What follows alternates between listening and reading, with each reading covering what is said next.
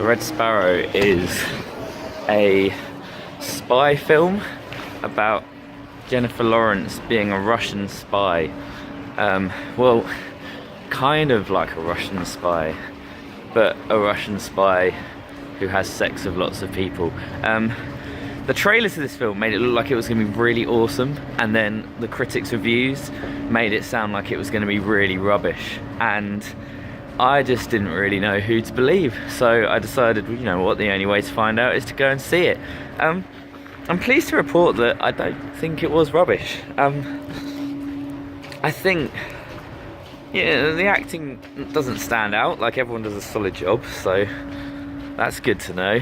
And I guess it kind of feels like, I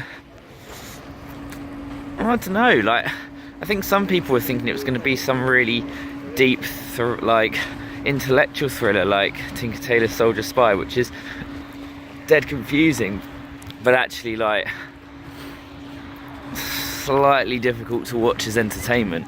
And it wasn't. It was pleasantly not at all like that. In fact, it was really like the plot moved. Yeah, it's really long. It's 2 hours and 20 minutes. So I mean, like, you do have to kind of stick with it, but the plot moves along. You're not sitting around for ages going, oh, why are they concentrating on this scene? Why are they concentrating on that scene? And by the end, you're kind of like, I get why most of the scenes in that film were in the film.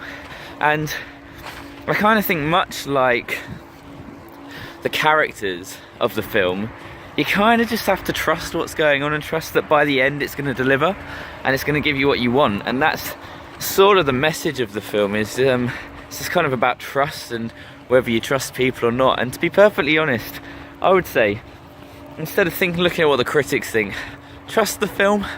I guess the only thing to kind of add to that is it's pretty explicitly full of sex, and it's a lot about exploitation, and it's a lot about kind of cruel governments and all that kind of thing. So not every single part of this film is like not X-rated, but if you can handle a bit of that, it's probably worth the watch. So the most I'd pay for a cinema ticket was £10. I think I'd go for a solid £7 on this.